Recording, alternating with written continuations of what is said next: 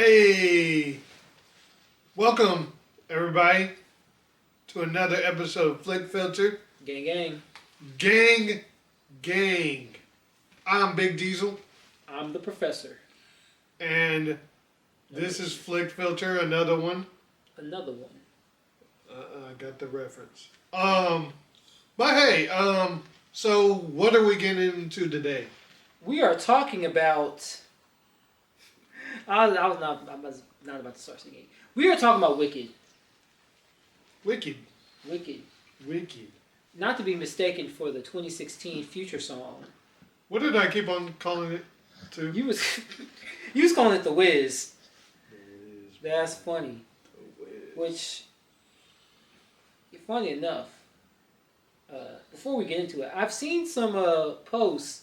Apparently, there were some Wiz references in the movie. I'm sure there were. Yeah. These Easter egg people got Easter eggs. They got an Easter egg. Of course.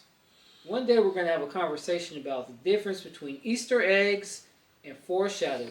But that's a different conversation. Today we're talking about Wicked. Wicked. Was it wicked? Yes, in the positive sense. So, just for some context, I was not able to see it. It's not that I didn't want to see it, but I might just have to get it on stream if it hits one of my platforms. But yeah, yes. I just wasn't able to see it. I'll try, but I just wasn't able to do it when you did it. Yeah. So, you saw it with your family. I did see it with the fam. The family. So yeah. So this is gonna be another interview type question scenario. So yeah. So just know that in the back of your mind. So I guess the first question I have, what is it about? What is Wicked about? Okay, so for those that don't know. So this is to give some context. Wicked is a sort of a reinterpretation of the Wizard of Oz story. So for those who don't know, I mean, most people should know, have at least heard of the Wizard of Oz. Probably one of the most famous American movies of all time. It popularized Technicolor. It actually wasn't the first movie to use Technicolor, but it's probably the most well-known movie. You have the transition to go from black and white to color, all the things, the ruby slippers. In the book, it was initially silver, which I'm getting into because The Wizard of Oz wasn't actually the first version of The Wizard of Oz. I think there was an older movie from what I've heard of, but it was actually originally a book. Yes, L. Frank Baum, which is how we get the name Elphaba, who's the main character of Wicked. I'm going to get back into that. So yeah, Wicked is a reinterpretation of The Wizard of Oz from the perspective of the Wicked Witch of the West, who is the primary antagonist of The Wizard of Oz.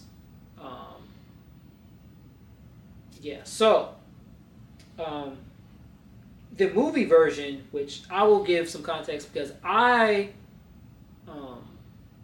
only seen the movie, which is part 1. Part 2 will come out next year. So how many parts are there? There's going to be 2.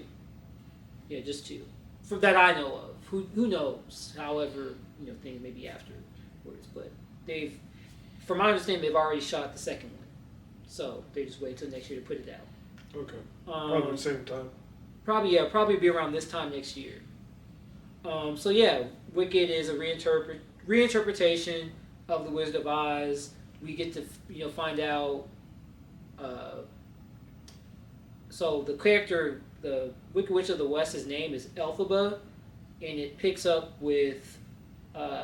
It starts off from the perspective of Glinda, so it's more like a two-hander in a sense. Witch. Yeah, she's the good witch. Quote unquote good witch of the. There's a lot of theories that. Yeah.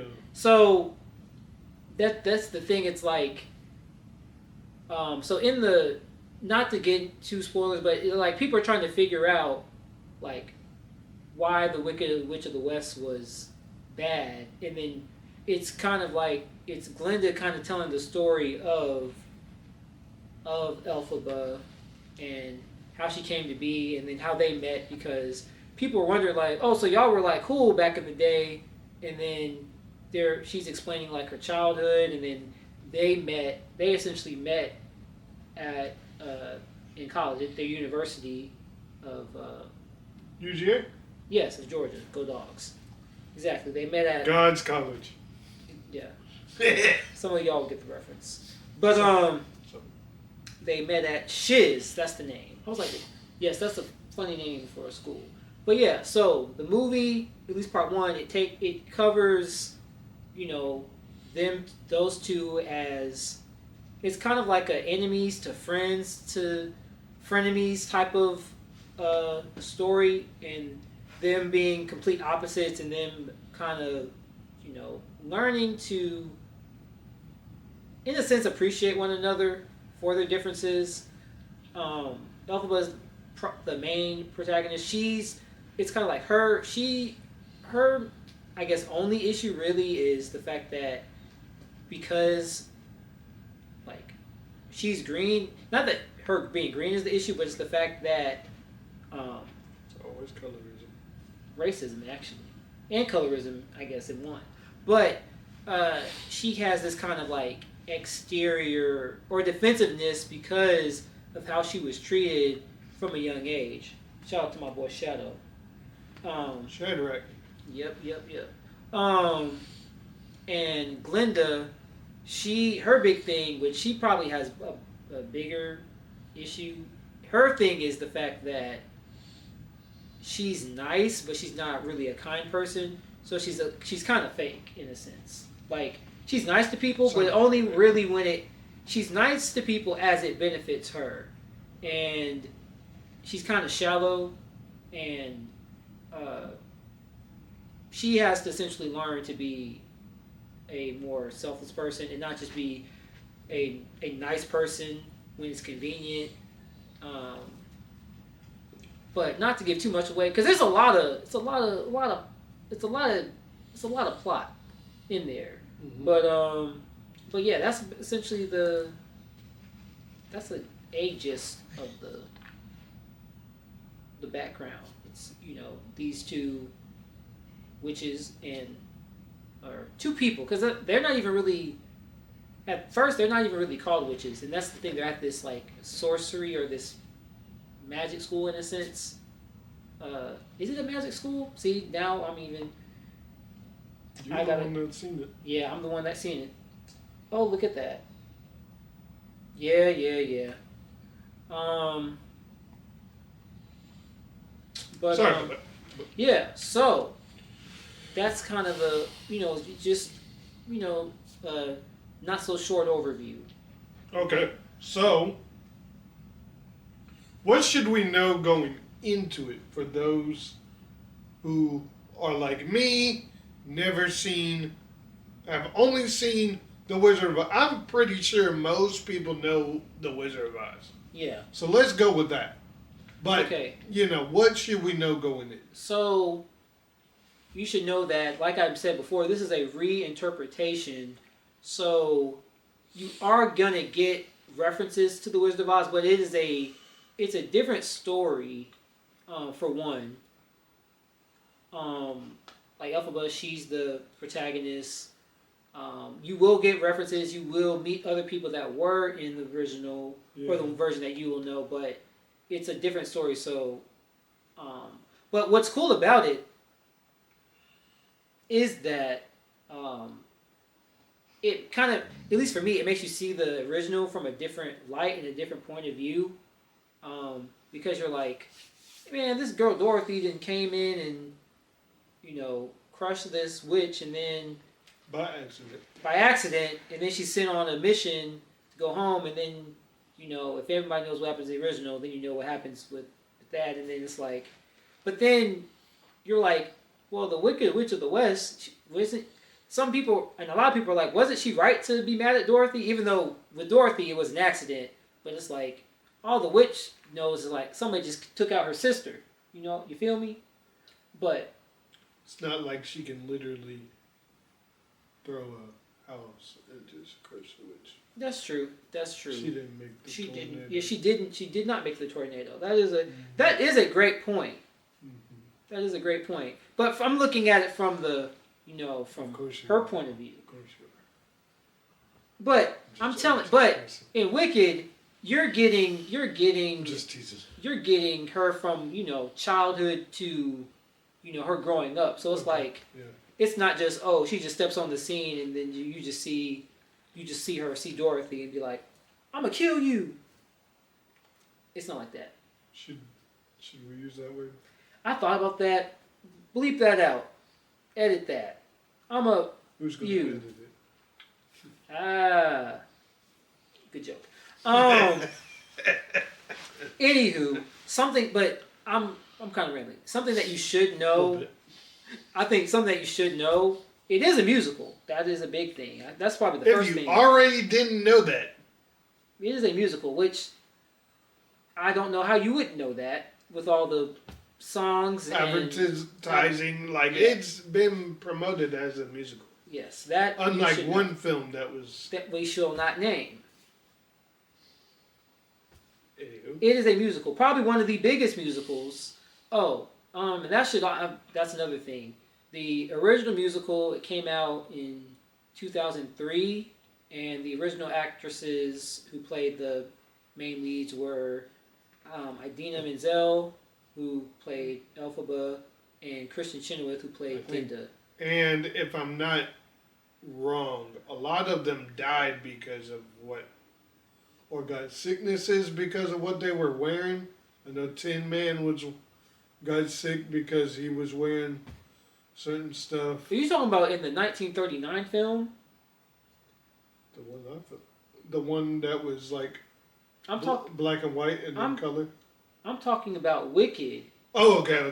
The movie that came out, the musical that came out in 2003 that was on Broadway. Okay. So yes, it is a very famous Broadway musical. Okay. I'm talking about the Wizard of Oz. Yeah, we all good. We good. Yeah, I think, but you are correct from what I've heard that I think the actor did get sick. I think a lot of Scarecrow, Lion. Well, he was wearing real lion's fur or lion's. I think a lot of them, like the main characters, kind of. There was something tragic.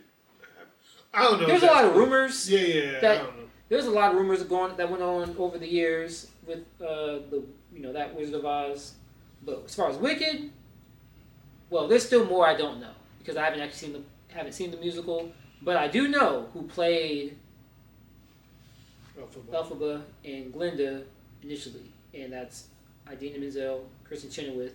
Which, if you see the go see Wicked, and you'll have a good time.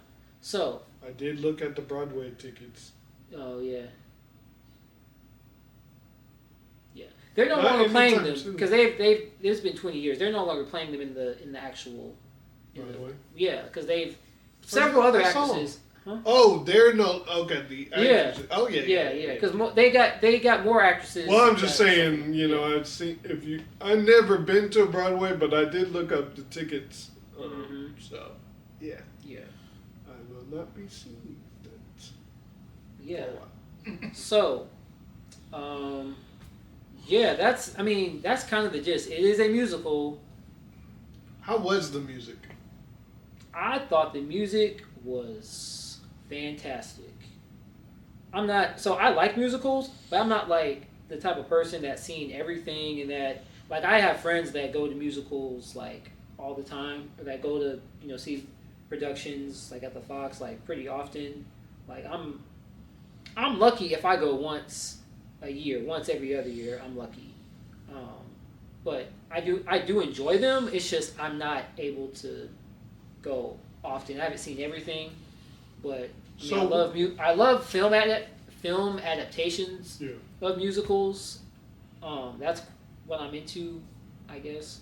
But I would like to go see more plays. So, for somebody who is kind of indifferent about musicals, I can, you know, I seen Wonka, which you know my story with that. Yeah. You know, I can barely see pretty much, but Yeah. all in all, you know, I enjoyed it. I seen Into the Heights. I've seen West Side Story. So I've been to see musicals. Yeah. But it's not my go-to. Oh, I want to see a musical. You know. Yeah. Yeah. I feel that.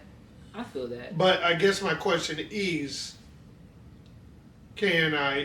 would somebody like that enjoy or tolerate this as a musical? I think yes.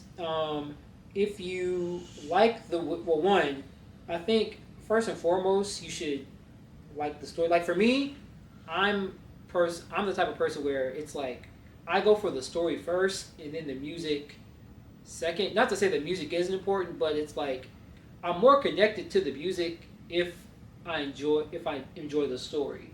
And because the songs have more relevance because I know what this moment means. I'll give an example. Like during the climactic scene of the movie, I'm not gonna say what happens, but the big song is like that most people know is Defying Gravity.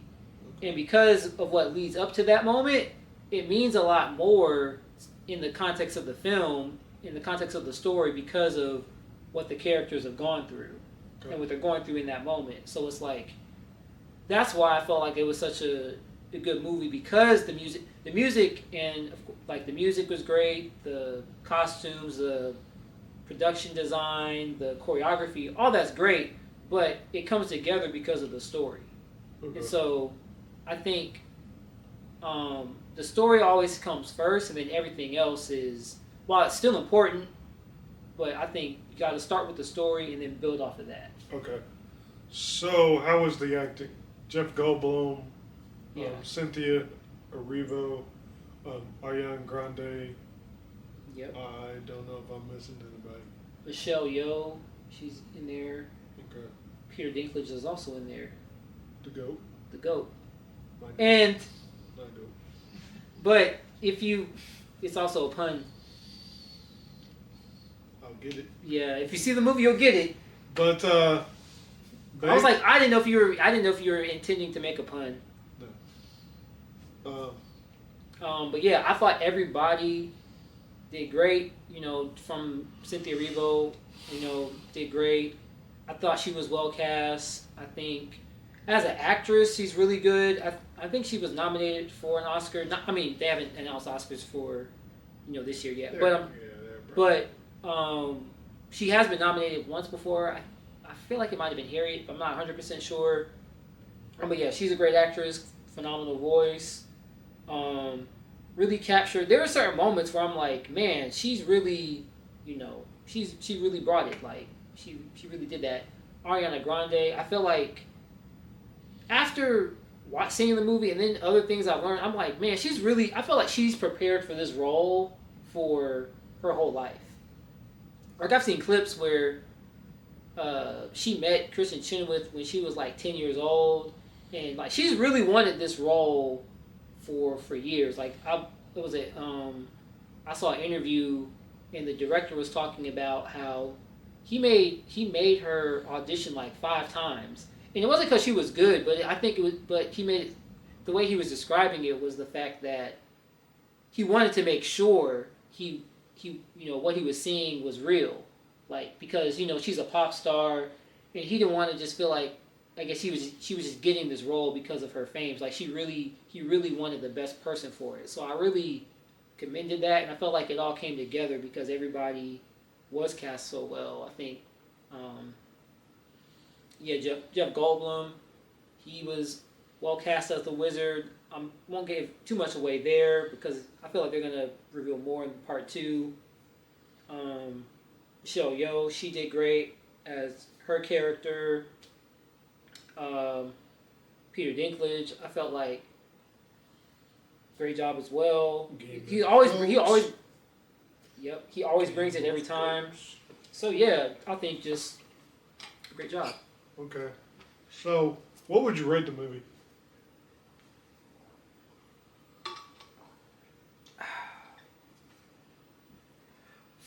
The thirst is real.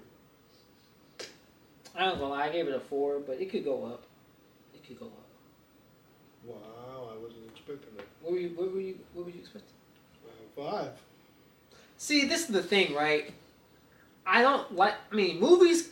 If I gave it a 5, then I would hate to watch it again and then bring it down. But if I feel better if I give it like a 4 and then I watch it again, I'm like, I'm gonna bump that up. Okay. Yeah. And also, like, it's also harder because I haven't seen part 2. Yeah. So that's why I'm kind of like. And I will also say, and this is just me, I did get kind of sleepy towards the end, but I think that's just a me thing. If you know, you know. If you know, you know. But do you think, before we get into the final question, do you think that, because I feel like, because you brought up the nominations, Yeah. I feel like already it's kind of a thing, Mm-hmm. and it's a reason why I don't like some of these award shows. Yeah. Is because I feel like every single one of these type get nominated, Mm-hmm. but don't nominate, the Batman or Avengers or, Yeah. there's always a certain genre that always gets nominated. Yeah. And other ones, doesn't matter if it's a great movie or not, just because it's a genre, because I feel like more prestige or it's looked at something like that, that, and it's kind of, why I don't like award shows that much. But yeah, I guess I'm saying, like, I forgot where I was going. Basically, do you feel like I know what you're saying, and I don't know if there's an actual question, but I will say I agree that like certain movies, I think the Batman is a great example because that was Okay, I remember the question. okay. So basically, the question is: do you think that musicals will kind of get more Recognition? I think they're getting the recognition, but do you think there's going to be more of them? Because there's not, as far as the big screen goes, they're not. They're really the lower, There's not as many. Yeah. You could probably count on your hands. So all the musical movies that they made. So the best way I can answer this is... Do you think it's going to be like maybe over the years? I don't think they're going to make too many more like this. Like, there's going to be more, but it's not going to be like the way we've had like the superhero boom. It's not going to be anything like that. And the reason I say that is because of just the nature of, well, one, from what I've heard from somebody within the industry talk about it on a podcast once, like, it's hard to get a musical produced, like, especially as a movie, because there's a lot that you're doing as far as you have to license all the music, and then you have to hire, like, you have to get the right director to be able to direct these type of actors, and then also, you have to get actors that can sing and act really very well. That can also do that on camera. Then you also have to get the right choreographers, the right dancers, and then I'm like, I guess you have a lot of things that you have to do within other types of movies as well. But I'm thinking about your return on investment versus, like, it's just very expensive and just a lot of things that you have to get right for a musical. Because you could say the same thing about people who have to do fighting choreography. Yes, but I think also there just isn't as much of a curve. Like, I mean, you can definitely train people, but it's like with singing, it's like, I mean, well, they do hire people that can't really sing like that at times, but I think just the costs for like a action movie, like you can do a low budget action movie that still looks good. Yeah, you can. But you can't really do that for a musical, and it still be well produced. You kind of have to go all in, and this is gonna cost more. Okay. And with Hollywood, it's like you always have to look at the cost versus your investment. Yeah, your return on investment that you want. So it's like there will be more musicals, but it's not gonna be at the cinematic Yeah, you're not gonna get them. You're not gonna get a ton of them. You're gonna get some. Like even like if you think about most Disney movies are musicals. Like Moana, Frozen, all most of them are. So, and they make original music, but also it takes years for them to make. Like they've been trying to make Wicked. I don't know for how long, but Ariana Grande and Cynthia Erivo were cast years ago. Okay. I don't know how long, but they've been making it for a while. Okay. Probably even before they even cast them. I know that it's probably been in production, but okay. I don't want to get too deep into it. Okay. That was my only question. Mm-hmm. So I guess my final question is, because a lot of stuff deals with witchcraft and stuff like that, what is your take on if Christians should watch it? That is an excellent question, DJ. I just thought of it don't. Wow, crazy. So, the best way I can answer this is, I will say, my short answer is, I think it's with anything entertainment related, or with a lot of things entertainment. I won't say anything. I think you have to look at it from a personal conviction issue, because if you look at music, you can look at music, you can look at TV, film. What may affect somebody one way isn't necessarily going to affect somebody else a different way. There could be somebody who came from, out of, I guess, practicing witchcraft, and then they, become a believer in Christ, and then they're, following after Christ, and then I don't know, a movie like this could be tempting to somebody like that, versus somebody else, it's just like, oh yeah, that's just a fictional movie. For me, it's just like, I just see this as like a fantasy, like this is just a fictional thing. Yeah. And like, I can also see, because I look at stories from a certain point of view, I can take certain lessons from things and not say that, oh, I agree 100% with all of this, like, yeah, this witch is considered a good witch and this witch is considered a bad, but even this movie, I think I guess there's different messages in the movie, but I think one of the big things is that, like, a lot of times people's perceptions of people are shaped by those who come out on top, in a sense. And like, I haven't seen the entirety of Wicked, but I'll say from what I've seen, it's a really good movie, and I think there are lessons that anybody can take, whether they're a Christian or not. Yeah. And I don't think there's anything like overtly inappropriate. But I'll also say, like, if you feel a certain type of way, pray about it. And I will say, just don't see it. Yeah, don't see it if you're feeling that much away about it. Like if you really feel like, oh, I don't. Because I think the people I've seen make videos on it, I don't know their kind of background with witchcraft and all that, but from what I know it's more of a, they are strictly, by the book. Yeah. If you get what I'm saying. If you get what I'm saying. Yeah. I didn't know it was going to do that. But, yeah, they're strictly by the book. Some guys are, like, hardcore on fire, and some people are just, they may do something that may not be as radical. Yeah. If that makes sense.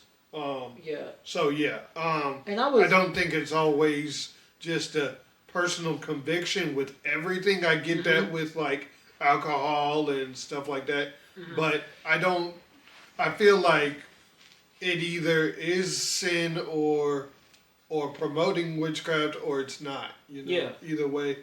But I know that it's an art. Movies are an art, and I won't say that just to justify it, but I'm just saying sometimes it's deeper than just, oh, this is a witch, you shouldn't see it. Yeah. And if you're going, and I'm going to be that guy, if you're going to say, okay, I'm not going to see Wicked because it has witches in it, okay? That means you can't see anything with Scarlet Witch from the Marvel. So that's WandaVision, that's Age of Ultron, that's, nothing with Doctor Strange. So that means also Endgame and Infinity War. And Spider-Man No Way Home. You got to go all in. So if you're going to be like, oh yeah, I'm not going to see this movie because of X, Y, Z. Yeah. Okay, that means everything else that pertains to that or has that in it. Yeah. You can't see that either. So you got to be either pick one side or the other. Yeah. A lot of people like to flop on, what they are like strictly against. Yeah. And will possibly be like, oh yeah, the Bible says this, when really it's just you don't like it or whatever. Yeah. Whatever the case may be. Right. Not, Yeah. Yeah. So that's Yeah, and I think to that point even, like, I think when certain people will say like, oh, you can't watch this, or Christians shouldn't watch this because clearly it says, and they'll pull up a verse, and I feel like a lot of times people will use verses just to confirm what they already believe, and it's like they'll take whatever it says out of context just to fit whatever narrative they were trying to go with. So then I would go and ask like, that's definitely dangerous. What is the verse actually saying? Because you gotta read the whole context. You have to look at what came before it, what came after it, who the author is speaking to, like who the audience is, like what this particular verse is. Is this are they giving a command for this specific people, or is this a general thing?